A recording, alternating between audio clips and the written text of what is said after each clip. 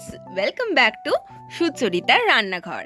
আজ সুচরিতার রান্নাঘর নিয়ে এসেছে এক অসাধারণ রেসিপি, বিয়েবাড়ি স্টাইলে মাটন কারি।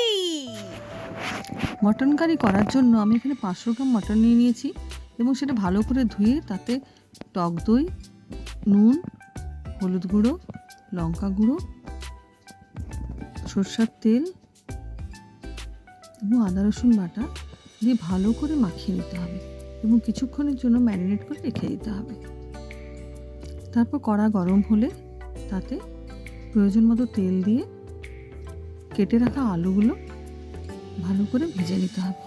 আলুগুলো ভাজার সময় তাতে নুন এবং হলুদ গুঁড়ো দিয়ে দিতে হবে এবং ভালো করে ভেজে নিতে হবে।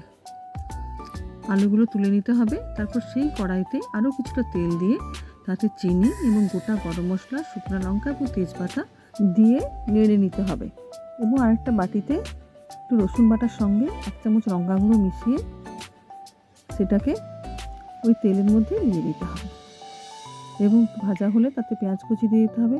পেঁয়াজ কুচিগুলো ভাজা ভাজা হলে ম্যারিনেট করে রাখা মাংসটা এর মধ্যে দিয়ে দিতে হবে।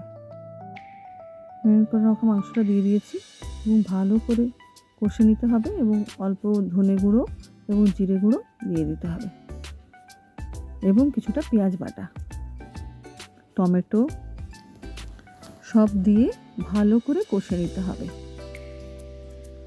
অনেকটা জল বেরিয়েছে কষাতে কষাতে এবং আস্তে আস্তে জলটা শুকিয়ে গেলে, কষা কষা হয়ে গেলে তখন তাতে ভেজে রাখা আলুগুলো দিয়ে দিতে হবে এবং ভালো করে নেড়ে নিয়ে প্রয়োজন মতো জল দিয়ে দিতে হবে। প্রয়োজন মতো জল দেওয়া হয়ে গেছে। একটু ফুটে গেলে এটাকে আমি একটা কুকারের মধ্যে ঢেলে দেবো এবং কুকারে 8-10টা সিটি ভাজার পরে সেটাকে আবার কড়াইতে ঢেলে নিয়েছি আমি এবং অল্প ঘি এবং গরম মশলা দিয়ে ভালো করে নেড়ে নেব। তাহলেই রেডি বিয়েবাড়ি স্টাইলের মাটন কারি।